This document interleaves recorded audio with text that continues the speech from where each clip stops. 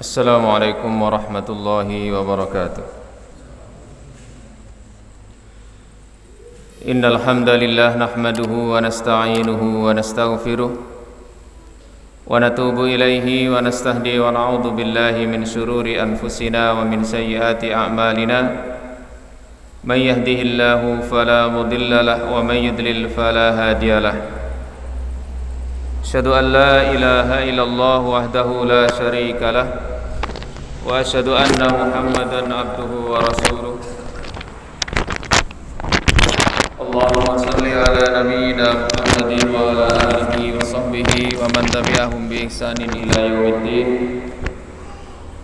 Ya ayyuhalladzina amanu taqullaha haqqa tuqatih wa la tamutunna illa wa antum muslimun.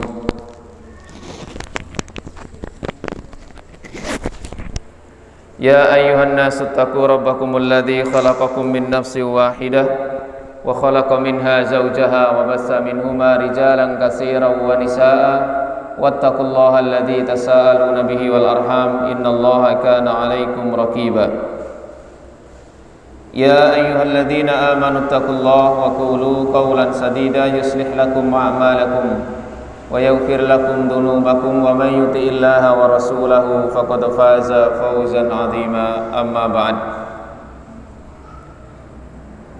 Ma'asyiral muslimin wal muslimat, hadirin wal hadirat rahimani wa rahimakumullah. Alhamdulillah, malam hari ini marilah kita awali pertemuan kita ini dengan senantiasa tidak lupa untuk bersyukur kepada Allah Subhanahu wa taala karena atas limpahan rahmat, taufik, hidayah serta maunah dan nikmat-nikmatnya yang setiap saat Allah berikan kepada kita sampai dengan malam hari ini, sehingga kita dimudahkan untuk menambah kebaikan dan ketaatan kita kepadanya. Mudah-mudahan menjadi pemberat timbangan amal kebaikan kita kelak di akhirat. Amin ya rabbal alamin. Kita lanjutkan kajian tafsir kita, dan tafsir kajian kita malam hari ini adalah awal atau bagian pertama dari surat An-Naba, yaitu ayat 1 sampai dengan ayat yang ke-16 insyaallah. Surat An-Naba, An-Naba artinya berita atau kabar. Kenapa disebut dengan surat An-Naba? Karena di ayat yang kedua ini ada kata-kata An-Naba. Surat An-Naba ini termasuk golongan surat-surat Makkiyah dengan nomor urut surat yang ke-78.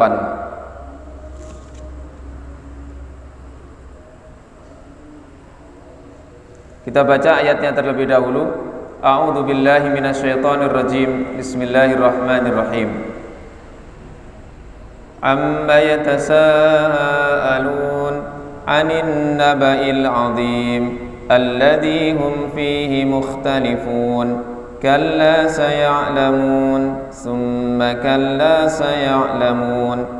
Alam naj'alil arda mihada wal jibala awtada wa khalaqnakum azwaja wa ja'alna nawmakum subata wa ja'alna al-layla libasa wa ja'alna an-nahara ma'asha wa banayna fawqakum sab'an shidada wa ja'alna sirajan wahhaja wa anzalna minal mu'sirati ma'an sajjaja linukhrija bihi habban wa nabata wa jannatin alfafa. Amma yatasaalun, tentang apa mereka saling bertanya. Dalam bahasa Arab, jika ada kata tanya yang didahului dengan huruf jar, maka alifnya akan hilang. Asalnya adalah panjang ma-nya di situ. Jadi gabungan dari an dan ma, kemudian disingkat menjadi amma. Sama dengan ketika ketambahan li, lima menjadi pendek, lima taquluna. Amma tentang apa mereka saling bertanya. Anin naba'il azim, tentang berita yang agung, yang besar. Alladzi, yang hum mereka fihi, dalam berita tentang berita besar itu mukhtalifun, berbeda, berselisih, ikhtilaf. Kalla, sekali-kali tidak. Saya'lamun, mereka akan mengetahui. Summa kalla saya'lamun, kemudian sekali-kali tidak, mereka akan mengetahui. Alam naj'alil arda mihada, bukankah kami menjadikan bumi sebagai hamparan, wal jibala autada, dan gunung-gunung sebagai pasak, wa khalaqnakum azwaja, dan kami telah menciptakan kalian berpasang-pasangan, wa ja'alna naumakum subata, dan kami telah menjadikan tidur kalian sebagai tempat waktu istirahat. Wa ja'alnal laila libasa, dan kami jadikan malam sebagai pakaian. Wa ja'alnan nahara ma'asha, dan kami telah jadikan siang waktu dan tempat mencari penghidupan. Wa banaina fawqakum, dan kami telah membangun di atas kalian sab'an shidada, 7 langit yang kokoh. Wa ja'alna sirajan wahaja, dan kami telah menjadikan lampu yang amat terang, yaitu matahari. Wa anzalna, dan kami telah menurunkan minal mu'sirati, dari angin, ma'an, air, sajjaja, yang deras. Linukhrija bihi, supaya kami keluarkan dengan air itu habba, biji-bijian, wa nabata, dan tanaman-tanaman, wa jannatin, dan kebun-kebun, alfafa, yang lebat. Al-Hafidz Ibnu Katsir rahimahullah menjelaskan tentang ayat-ayat yang kita baca tadi. Beliau di awal menjelaskan yaqulu ta'ala munkiran 'alal musyrikin. Allah Ta'ala berfirman seraya mengingkari. Ibnu Katsir metodenya seperti itu ketika mengawali tafsir sebuah ayat. Yaqulu ta'ala mukhbiran, misalnya Allah Ta'ala berfirman seraya memberi kabar. Yaqulu ta'ala, kalau di sini mungkiron, seraya mengingkari. Ini model penafsiran dari Ibnu Katsir ketika menjelaskan awal ayat. Allah Ta'ala seraya mengingkari alal musyrikin, orang-orang musyrik. Apa yang Allah ingkari dari orang-orang musyrik ini? Fi tasa'ulihim, dalam hal ketika mereka saling bertanya. Tasa'ala itu maknanya saling. Dalam bahasa Arab ketika wazannya tafa'ala itu maknanya saling. Tabaghadha, saling membenci. Tadabaro, makanya ada kalimat, ada ayat, ada hadis, fala tabagadu fala tadabaru, saling membelakangi. Mananya saling? Ketika mereka saling bertanya an yaumil qiyamah, tentang hari kiamat, ingkaran liwuqu'iha. Tujuan mereka saling bertanya adalah dalam rangka mengingkari kejadian itu. Dan ini memang satu berita yang dibawa oleh Nabi Shallallahu Alaihi Wasallam yang disampaikan kepada orang-orang musyrik Mekah, yaitu tentang akan terjadinya hari kiamat, tentang akan dibangkitkannya manusia. Dan inilah yang diingkari oleh mereka.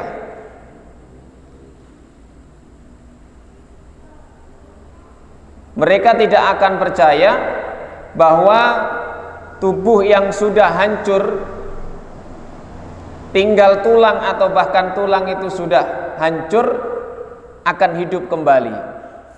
May yuhyil idhama fahiya ramim. Siapa yang menghidupkan tulang ini setelah hancur ini? Mereka mengingkari adanya hari kiamat sekaligus adanya hari kebangkitan, karena kiamat dan hari kebangkitan itu satu proses kehidupan akhirat secara berurutan. Dari alam barzah, di situ ada fitnah pertanyaan kubur, kemudian dalam rangka menunggu selama di barzah itu terjadi kiamat. Setelah terjadi kiamat dengan ditandai tiupan sangkakala yang pertama, kemudian setelah itu tiupan sangkakala yang kedua, yaitu hari kebangkitan, yaumul ba'si. Amma yatasaalun anin naba'il azim, ay an ayyi syai'in yatasaalun. Kata Ibnu Katsir, tentang apa sih mereka itu saling bertanya? Orang-orang musyrik itu saling bertanya, membicarakan masalah ini, membicarakan sesuatu, yaitu an amril qiyamah, yaitu tentang perkara kiamat. Ketika Nabi menyampaikan itu, maka itu menjadi berita yang viral di tengah-tengah orang musyrik, menjadi berita yang akan dijadikan bahan diskusi dan saling bertanya di antara mereka. Karena ini sesuatu yang tidak pernah mereka dengar. Wa huwan naba'ul adzim. Dan ia adalah berita yang sangat agung, yakni al-khabar al-ha'il, yaitu berita yang mengejutkan, mufaddi sama mengejutkan, al-bahir yang mengagetkan. Sehingga mereka tidak punya gambaran sama sekali kalau sampai dunia ini akan hancur, kemudian mereka dibangkitkan kembali. Logika mereka tidak sampai ke situ. Sehingga ketika Nabi menyampaikan akan terjadi hari kiamat, dihidupkan kembali, maka mereka serta-merta menolak. Dan itu menjadi pembicaraan di antara mereka.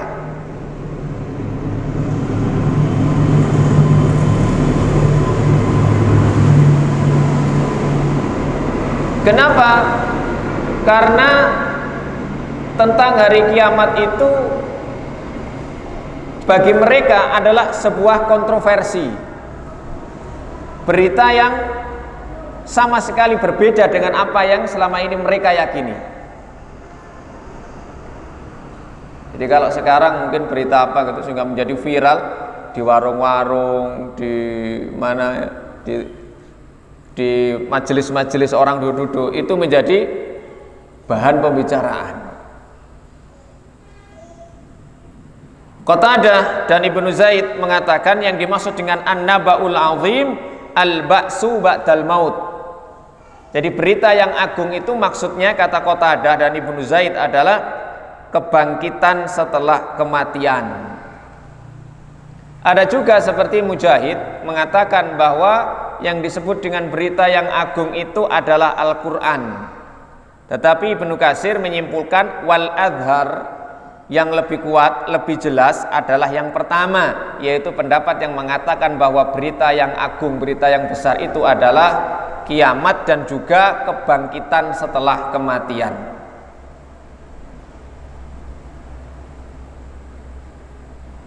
Alladzi hum fihi mukhtalifun. Berita tentang adanya kebangkitan setelah kematian yang menjadi berita yang agung, alladzi hum, yang mereka fihi, tentang berita besar kebangkitan itu, mukhtalifun, yakni an-nasa fihi ala qaulain, yakni manusia ketika mendengar berita itu terpecah menjadi dua kelompok. Kelompok yang pertama mukmin bihi, beriman dengan apa yang dibawa oleh Nabi. Kelompok yang kedua kafir, mengingkari. Sehingga kalau orang-orang musyrik itu meyakini beriman terhadap hari kebangkitan ini saja, maka mereka secara otomatis akan mengimani apa yang dibawa oleh Nabi SAW. Kenapa? Karena sumber berita yang dibawa Nabi itu dari Al-Quran, wahyu Allah. Sehingga ketika mereka percaya, maka mereka juga akan meyakini ayat-ayat lain yang disampaikan oleh Rasulullah SAW. Nah, bagi yang sudah beriman terlebih dahulu, maka otomatis ketika Nabi walaupun menyampaikan sesuatu yang tidak masuk akal, yang menurut banyak orang kontroversi, maka mereka langsung beriman saja, mengimani hari itu, mengimani adanya hari kebangkitan setelah kematian.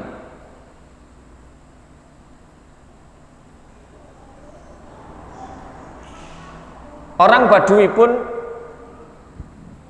pernah juga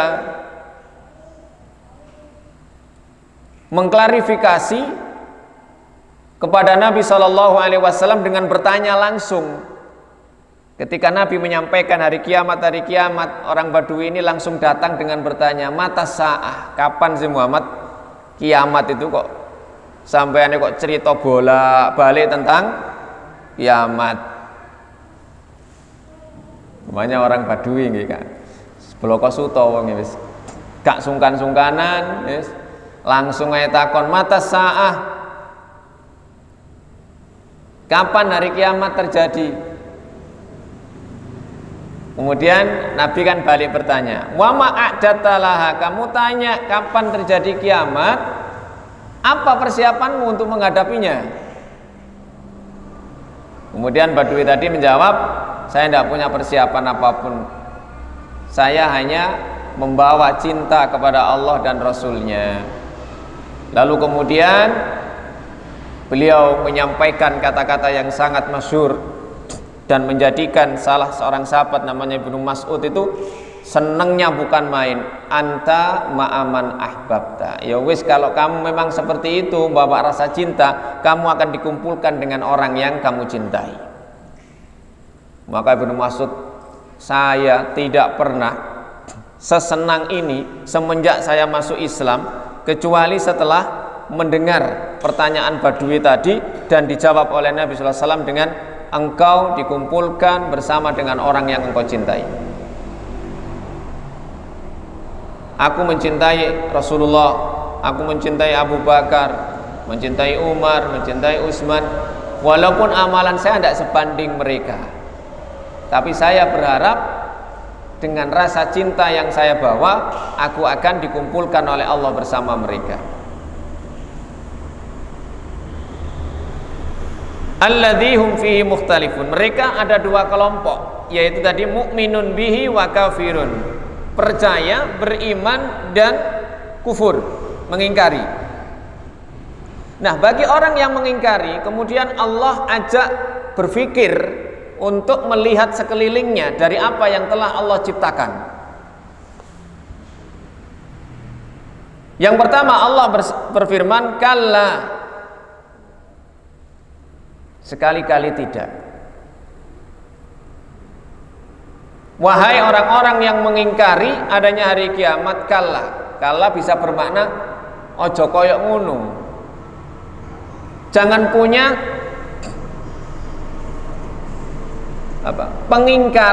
sikap pengingkaran terhadap berita yang agung atau kebangkitan setelah kematian. Kenapa? Karena mereka akan mengetahui, saya'lamun, summa kalla saya'lamun. Kemudian sekali-kali tidak, mereka akan mengetahui.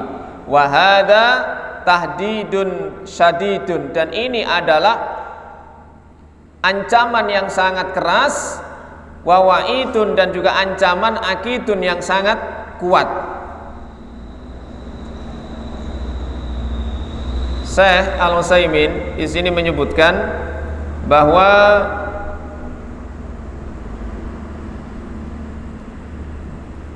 fabayyanallahu anna haula'i alladzina kadzdzabu, lalu Allah menjelaskan bahwa mereka orang-orang yang mendustakan tadi, kufur terhadap adanya hari kebangkitan, saya'lamuna ma kadzdzabu bihi, mereka akan mengetahui apa yang mereka dustakan ketika di dunia, ilmal yakin. Wadzalika idza ra'au yaumal qiyamah, yaitu secara ilmu yakin, dan itu terjadi ketika mereka melihat nanti kebenaran berita tersebut di hari kiamat. Yauma ya'ti ta'wila yaqulul ladzina nasuhu min qabl qad ja'at rusul rabbina bil haqq. Jadi mereka akan mengetahui betul hal tersebut ketika nanti terjadi hari kiamat dengan melihat secara langsung bahwa apa yang telah Allah beritakan melalui lisan Rasulnya Shallallahu Alaihi Wasallam benar-benar hak. Jadi di dunia saja tahapan keyakinan secara ilmu itu mereka tidak punya. Jadi tahapan ilmu yakin saja itu orang-orang musyrik saat itu tidak punya. Kenapa? Mereka nggak yakin, tidak mau beriman, tidak tahu itu. Apalagi tahapan keyakinan yang sampai ainul yakin, kemudian sampai hakul yakinnya. Ilmunya saja mereka sudah tidak mempunyai. Kalau kita ingin membuktikan tentang sesuatu, itu paling tidak kita punya ilmunya. Sering saya gambarkan misalnya, api itu panas, itu pengetahuan kita. Kita baca, kemudian kita mendengar orang berbicara, bercerita bahwa api itu panas. Ini ilmu namanya, pengetahuan. Kemudian meningkat menjadi kita melihat sendiri bentuknya api. Oh iya, nek ndelok bentuke koyoke panas, abang ini, atau biru. Ketika kita letakkan tangan kita, merasakan benar-benar bahwa ilmu yang kita dapatkan di awal itu memang benar, maka menjadi hakul yakin. Kenapa? Karena sudah melihat dan merasakan langsung.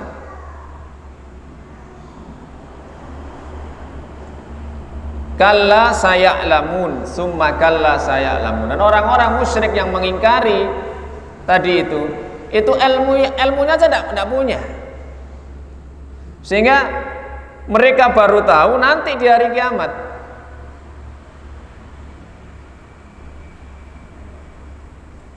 Wal jumlah as-saniyah taukidun lil ula. Kemudian kalimat yang kedua ketika Allah mengulangi kalla saya'lamun, summa kalla saya'lamun. Kenapa diulangi? Sebagai bentuk taukid, penguatan, penekanan. Makanya tadi Ibnu Katsir mengatakan hadza tahdidun syadidun wa wa'idun akidun. Ini adalah ancaman yang keras, ya, ancaman yang kuat. Kenapa? Karena kalimatnya diulangi oleh Allah Subhanahu wa taala.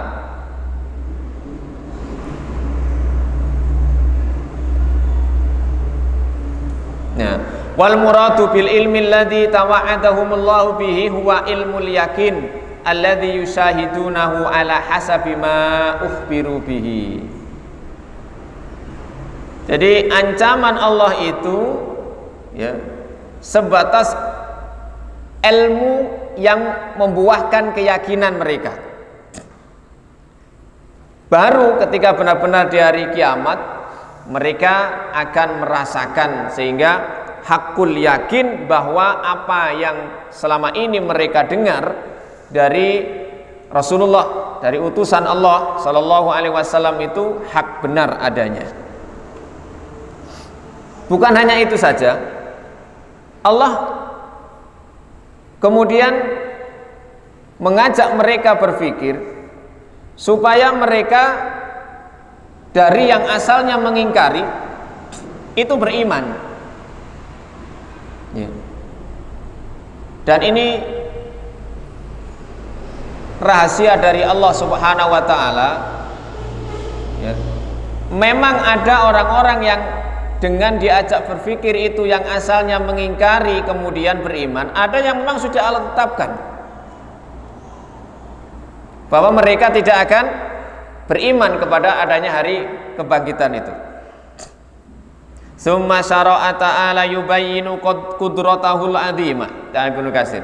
Kemudian Allah mulai menjelaskan kudrahnya, kekuasaannya al-'azimah yang agung ala khalqil asya al-gharibah. Kekuasaan Allah yang agung atas penciptaan segala sesuatu al-gharibah yang aneh,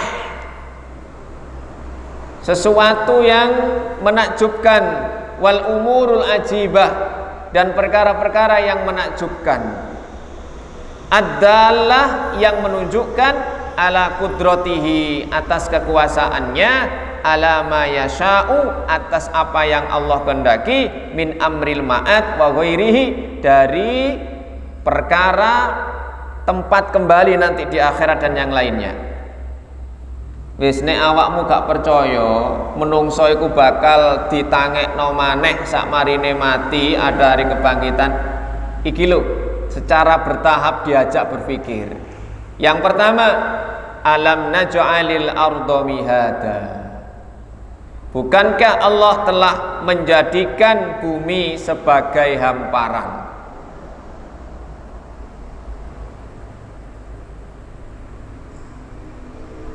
Ketika mereka berjalan di muka bumi dengan nyaman, dengan aman, dengan enak, maka kemudian mereka harusnya berpikir siapa yang menciptakan, menjadikan bumi ini. Ai mumahadatan lil khalaiq dzalulan lahum. Dihamparkan bagi seluruh makhluk Allah, dzalulan tunduk, ditundukkan lahum bagi mereka. Tidak usah mengamati yang lainnya, benda-benda angkasa yang lain, bumi saja yang kalian pijak, bumi saja yang kalian berjalan di atasnya. Qarratan sakinatan sabitatan, kokoh, tenang dan kuat, tetap. Wal jibala autada, dan gunung-gunung sebagai pasaknya, sebagai pasak. Ai ja'alaha laha autadan, artinya Allah menjadikan untuk bumi ini pasak-pasak, arsaha yang akan menguatkannya, wasabbataha mengokohkannya, wa qarraraha sama menguatkannya, menetapkannya, hatta sakanat sehingga bumi ini tenang, walam tattarib biman alaiha, dan tidak menjadikan goncang orang yang ada di atasnya. Allah menjadikan bumi supaya bumi ini tidak banyak goncangan, maka Allah tancapkan gunung-gunung itu yang fungsinya sebagai pasak, sehingga bumi ini tenang, dan penghuninya tidak tergoncang. Disuruh menyaksikan bumi yang dipijak, kemudian gunung-gunung. Kemudian wa khalaqnakum azwaja, dan kami telah menciptakan kalian azwajan, berpasang-pasangan, yakni dzakaron wa unsa, yaitu laki-laki dan perempuan, berpasang-pasangan. Tujuannya apa?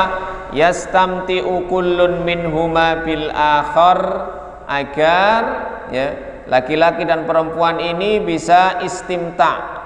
Bisa istimta itu ya menikmati hubungan, ya. Wa yahsulu at-tanasul, sehingga akan terjadilah at-tanasul, perkembangbiakan, berkembang-biak, bidzalika, dengan adanya istimta antara laki-laki dan perempuan. Sebagaimana firman Allah Ta'ala dalam surat Ar-Rum ayat yang ke-21, wa min ayatihi an khalaqalakum min anfusikum azwaja litaskunu ilaiha wa ja'ala bainakum mawaddatan wa rahmah. Semuanya berpasang-pasangan, laki dan perempuan, jantan dan betina. Maka syarat makhluk Allah itu berkembang biak ketika Allah ciptakan pasangannya, entah itu manusia, hewan ataupun tumbuhan. Ada benang sari, ada enten malih kepala putih nggih, ada jantan, ada betina, ada laki-laki, ada perempuan. Dan itu kita diminta oleh Allah bahwa itu adalah min ayatihi, termasuk di antara tanda-tanda kekuasaan Allah. Dan dari jenis itu sendiri, menungso, manusia, ya baik pada manusia bisa berkembang. Kalau manusia dengan jin saged. Enten nate mireng wong kawin ambek jin, nikah kali jin. Nate. Repote waline sapa iku? Nek sing menungsone lanang waline sapa? Nggih, anake ya karo, nggih. Ada cerita-cerita, tapi itu Israiliyat ya. Bahkan ceritanya ada yang ngarang-ngarang. Ya. Kalau punya murid jin, mungkin saja, mungkin. Ya. Tapi kalau sampai nikah dengan bangsa jin, walaupun ini juga jadi bahasan para ulama. Ya. Kok mahare apa? Waline sapa? Warisane ya apa? Kan bingung.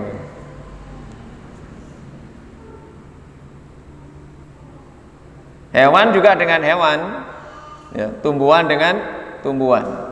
Tujuannya mereka berkembang biak. Ya, ketika terjadi proses penyerbukan, maka kemudian akan muncul bunga, kemudian buah, sehingga buah itu di situ ada bijinya. Dengan biji itu berkembang biak. Seperti itu. Sebuah sunatullah yang Allah tetapkan, khalaqnakum azwaja wa ja'alna naumakum subata. Nah, kemudian Allah menjadikan tidur kalian itu qat'an lil harakah. Subata artinya, kata Ibnu Katsir, qat'an sebagai pemutus, potongan, supaya tidak bergerak lagi, tidak beraktivitas. Litahsular rohah, supaya bisa istirahat, min kasratit tardad, dari banyaknya aktivitas dan usaha dalam mencari nafkah di waktu siang hari. Wa ja'alna naumakum subata. Awal di sini Allah tidak menyebutkan naumakum ini siang atau malam, tetapi ditekankan di ayat berikutnya wa ja'alna laila libasa. Ini isyarah kata para ulama tafsir, tidur yang efektif itu sebagai istirahat ya malam hari. Itu yang paling efektif. Ya, walaupun di awal bahwa Allah tidak menyebutkan naumakum di mana, enggak. Entah siang atau malam. Artinya secara umum memang tidur itu kapanpun di waktu siang itu bisa menjadi sarana istirahat. Saya pernah mendengar teman yang kerja di Saudi, di Jeddah ya, itu siang malam kerjanya, proyek ya, siang malam. Kadang 1 bulan dia dapat shift kerja siang, malamnya istirahat. Kadang dapat kerja yang bagian malam, siangnya istirahat. Terus begitu ya. Hanya saja yang efektif adalah waja'alnal laila libasa ini, yaitu tidur yang efektif, yang baik adalah di malam hari. Ai yakshan nas dhalamuhu wasawatuhu. Allah menjadikan malam sebagai pakaian itu yang menyelimuti manusia dengan kegelapan dan hitam suasananya. Sama seperti dalam surat Asy-Syams ya, wal-laili idza yaghshaha, dan malam apabila menutupinya. Jadi dikatakan pakaian itu kan memang fungsinya menutup, sehingga malam itu ibaratnya membungkus, menutup, menyelimuti kondisi ada siang harinya, sehingga gelap dan hitam. Nah, tentu ini berbeda-beda setiap daerah. Malam di sini, di tempat yang lain bisa jadi terang, gelap di sini bisa jadi terang di tempat yang lain. Wa qala Qatadah fi qaulihi wa ja'alna al-laila libasa ay sakanan. Qatadah mengatakan tentang firman Allah, dan kami jadikan malam sebagai pakaian, ay sakanan. Sakanan itu tempat menenang, waktu menenangkan diri. Kemudian wa ja'alna an-nahara ma'asya, dan kami jadikan siang ma'asya. Jadi kata-kata asya yaisu, hidup, ma'asan tempat hidup, waktu hidup, mencari penghidupan. Ai ja'alnahu musyriqan muniran, kami jadikan siang itu terang benderang, mudian, liyatamakkanan nasu minat tasarruf, yang memungkinkan manusia tasarruf fihi, bertebaran ya, wadhahab pergi, wal maji datang, lil ma'as wat takassub untuk usaha kerja, wat tijarat dan berdagang, wa ghairu dzalik dan yang lainnya. Karena memang terang sehingga maksimal orang itu beraktivitas, melakukan sesuatu ya, lebih sempurna dilakukan di siang hari daripada di malam hari. Dalam penghidupan dunia seperti itu, karena terang. Tetapi ternyata malam hari ya, itu lebih yang menjadikan orang itu, karena situasinya tenang, ada jatah untuk bermunajat dengan Allah Subhanahu wa ta'ala. Jadi kalau siang dengan hiruk pikuk, dengan terangnya itu yang cocok memang golek masalah dunya. Sing lebih cocok kerja ya, mencari maisha. Nah, adapun ya, ketika bermunajat dengan Allah, maka waktu yang tepat ya, waktu yang akwam, lebih cocok adalah ketika malam hari. Tenang ya, tidak banyak cahaya, sehingga dengan tidak banyaknya cahaya ini lebih bisa menjadikan khusyuk. Kalau kita sholat misalnya ya, sholat malam misalnya, itu bisa dirasakan perbedaannya ketika jenengan menyalakan lampu di kamar misalnya dengan lampu yang agak redup, itu suasananya beda. Suasananya beda. Di dalam surat Al-Muzammil sudah Allah jelaskan tentang bahwa malam itu aqwamu qila, jadi lebih tenang, lebih khusyuk, lebih cocok untuk bermunajat dengan Allah. Makanya para ulama salaf kita dulu itu sangat menanti datangnya malam, karena bisa mengistirahatkan mereka dari segala hiruk pikuk dunia, kemudian punya waktu khusus bermunajat dengan Allah Subhanahu wa taala. Sampai sebagian mereka itu ya menghabiskan seluruh malamnya itu bermunajat dengan Allah. Kemudian wa banaina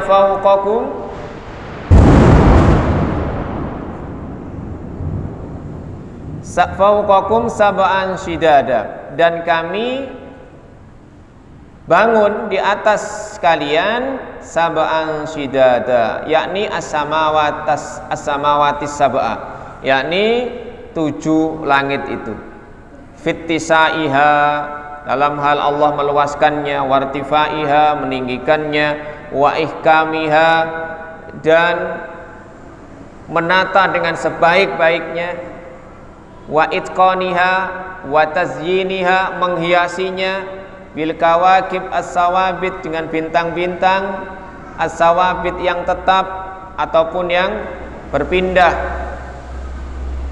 Walihada qala wa ja'alna sirajan wahaja, dan kami jadikan lampu yang terang benderang, yakni asyamsal munirah, yakni matahari yang terang benderang, ala jami'il alam, atas seluruh alam semesta, allati yatawahhaju dawuha li ahlil ardi kullihim, di mana cahayanya ini memancar bagi seluruh penduduk bumi. Jadi di antara hal yang menjadikan bumi ini terang ya adalah ketika Allah menciptakan matahari yang memiliki cahaya terang benderang itu. Siraj itu artinya obor. Wahaja itu yang bergejolak, yang terang, yang bergejolak. Jadi obor itu kan ada sumbunya, kemudian ada apinya. Makanya matahari itu ya ada panas intinya, ada panas luarnya. Nah, cahaya yang masuk menyinari bumi ini adalah cahaya yang dari luarnya. Ya, menurut ilmu pengetahuan perkirakan bahwa panasnya luar matahari yang bisa kita rasakan ini adalah sekitar 6.000 derajat Celcius. Belum suhu intinya di dalamnya. Ya. Tetapi itu nanti bisa redup, bisa padam.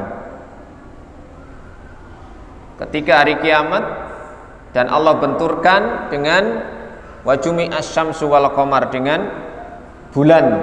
Jadi matahari dibenturkan dengan bulan oleh Allah Subhanahu wa taala. Wa ja'alna sirajan wahaja. Maka ketika belahan bumi itu tidak tersinari matahari, maka juga akan mengalami gelap. Ya. Terlepas dari perbedaan apakah yang berputar itu buminya ataukah mataharinya, sehingga akan berkonsekuensi pada mana yang menjadi pusat tata surya, apakah bumi ataukah matahari, heliosentris ataukah geo, apakah matahari atau bumi. Kemudian wa anzalna minal mu'sirat, kami turunkan dari al-mu'sirat. Al-mu'sirat ini artinya ar-rih, kata Ibnu Abbas, angin. Ma'an sajjaja, angin ini, dari angin ini akan turun ma'an, air sajjaja yang mengucur deras. Wa makna hadzal qaul annaha tastadirrul matar minas sahab, bahwa angin itulah yang meniup kemudian menggiring awan yang mengandung air sehingga kemudian turun menjadi hujan. Wa anzalna minal mu'sirat, karena memang prosesnya ya, Allah menjadikan sebuah ketetapan angin menggeser awan, kemudian awan itu akan menurunkan tetesan-tetesan air yang akan menjadi hujan. Nah ini kata Al-Farra, as-sahab allati tatahallabu bil matar walam tumtir ba'du, yaitu awan yang membawa hujan.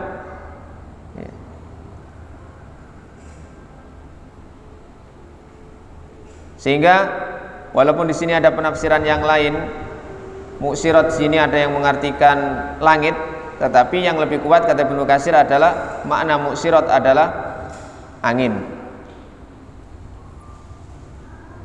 Sebagaimana firman Allah Ta'ala dalam surat Ar-Rum ayat 48, Allahul ladzi yursilur riyaha fatusiru sahaban fayabsutuhu fis sama'i kaifa yasha wa yaj'aluhu kisafan fataral wadqa yakhruju min khilali. Allah lah yang mengutus angin sehingga menerbangkan awan. Kemudian awan ini Allah bagi di atas, di langit, bagaimanapun yang Allah kehendaki. Kemudian Allah menjadikannya dari celah-celah awan itu turun air yang kita sebut dengan hujan itu.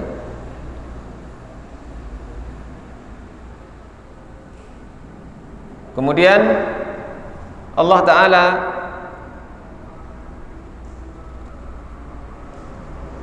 berfirman berikutnya, linukhrija bihi habban wa nabata. Setelah Allah menurunkan hujan yang diawali dengan bertiupnya angin, maka ketika selesai turun hujan, Allah mengeluarkan bihi dengan hujan itu habban, biji-bijian, wa nabatan dan tanaman-tanaman, wa jannatin kebun-kebun alfafa. Cara Jawa ini alfafa niku rempek. Jadi kebun yang lebat. Ailinukhrija bihadzal ma, kami akan keluarkan dengan air ini yang banyak ini, at-thayyib yang baik, al-mubarak yang diberkahi, habban, biji-bijian, yadakhiru lil anasi wal an'am, yang bisa disimpan oleh manusia dan dimanfaatkan oleh manusia dan juga hewan ternak. Wa nabata dan tanaman-tanaman khadiron yang hijau, yukalu rotban yang bisa dimakan dalam kondisi rotban niku apa, basah niku mentah. Nah, kan enten nggih. Sayuran tanaman sing saged dipangan ditedha kondisi mentah. Contohnya apa? Timun. Nggih, napa malih godhong-godhongan niku. Saged dipangan langsung. Hah? Kemangi. Wong Arab karo kemangi. Artinya ada tanaman-tanaman yang bisa langsung dimakan ketika kondisi masih mentah. Roteban, basah. Roteban itu basah. Ya, biji-bijiannya ya bisa dimakan juga oleh manusia dan hewan ternak. Tanaman-tanamannya, wajannatin, kebun-kebun, aibasatin, wahadaik min samaratin mutanawwi'ah, dari buah-buahan yang berbagai macam, wa alwanun mukhtalifah, warnanya pun berbeda-beda, wa ta'umun wa rawaih mutafawitah, rasa dan baunya pun berbeda-beda, bertingkat-tingkat ya. Wa in kana dhahluka fi buqatin wahidah, walaupun itu ada di satu tempat dari bumi ini. Sak daerah niku muncule ya gak padha rasane. Kadang kacek pirang meter ngonten mawon wohe wis gak padha rasane. Walihada qala wa jannatin alfafa, karena inilah Allah berfirman, dan kebun-kebun yang lebat. Alfafa artinya mujtami'ah, terkumpul. Nah, inilah yang menjadi sebab kenapa Allah Subhanahu wa taala ingin manusia itu mempercayai bahwa apa yang disampaikan oleh Rasulnya, kabar dari ayat-ayat yang dibacakan kepada mereka berupa kebangkitan setelah kematian itu hak adanya. Disuruh memperhatikan lingkungan sekitar. Termasuk yang terakhir, ketika bumi itu tandus, kemudian ada hujan, maka muncullah tanaman-tanaman, kemudian biji-bijian pun tumbuh, sehingga sampai kemudian ada kebun-kebun yang sangat lebat. Itu menunjukkan bahwa manusia pun akan sama seperti itu, akan dibangkitkan oleh Allah Subhanahu wa taala. Apalagi di bagian yang kedua sudah masuk pada peristiwa hari kiamat itu, ayat berikutnya. Demikian yang dapat kami sampaikan, mudah-mudahan menjadi ilmu yang bermanfaat. Kita tutup dengan doa kafaratul majlis. Subhanakallahumma wa bihamdika asyhadu an la ilaha illa anta astaghfiruka wa atubu ilaik. Assalamualaikum warahmatullahi wabarakatuh.